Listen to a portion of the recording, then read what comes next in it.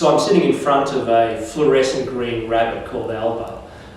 This is a rabbit created by French scientists for an artist called Eduardo Katz by transferring a gene from a jellyfish into a rabbit.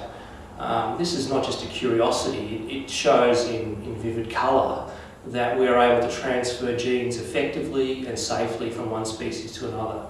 Now, this is just a tiny snapshot of the current power of biology and the potential to radically alter the human condition and human nature. There's no reason why today we couldn't create fluorescent human beings. There's no reason today why we couldn't transfer genes from other animals into humans. Of course, this is prohibited by law, but it shows the power of our science to radically change the human condition. We will this century, I believe, based on our understanding of biology and neuroscience, have far greater capacity to alter fundamentally the human condition for much better and for much worse. We've already started to do this through the use of human enhancement technologies. At the moment, these are mainly drugs. The US military has been at the forefront of developing this, and one military spokesman recently said a very small population level increase in cognitive ability could have as profound or profounder effects than the development of the internet. The US military already uses modafinil, a substance that improves memory, concentration and wakefulness, and Ritalin, which has similar effects for its pilots flying in Iraq.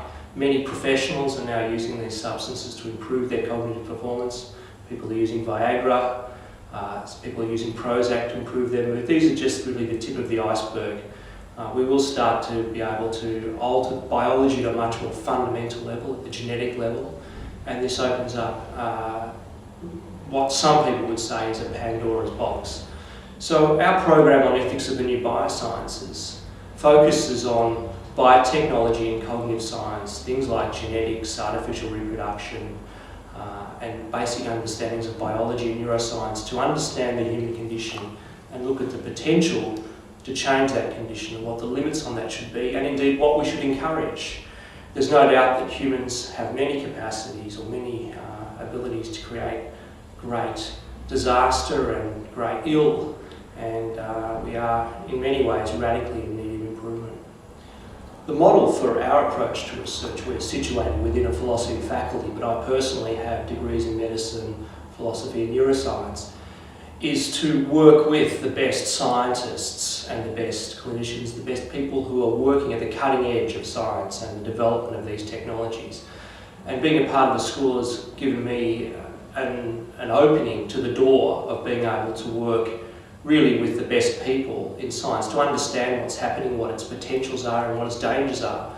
Science is so rapidly advancing that it's very difficult from the outside to understand just the magnitude of what's happening. Just recently, Craig Venter announced a major step towards the development of the first synthetic life form. This is hugely controversial, and really I think many people haven't understood this is a far greater development than, say, cloning of Dolly the sheep. This opens up the ability to create new life forms that have never existed on the earth from the ground upwards. This could be used, as he wants to develop, ways of using up carbon dioxide or producing new fuels, but it could also create unprecedented threats to humans through novel infections that no life form has ever faced. So it really is something that we really have gone into unknown territory.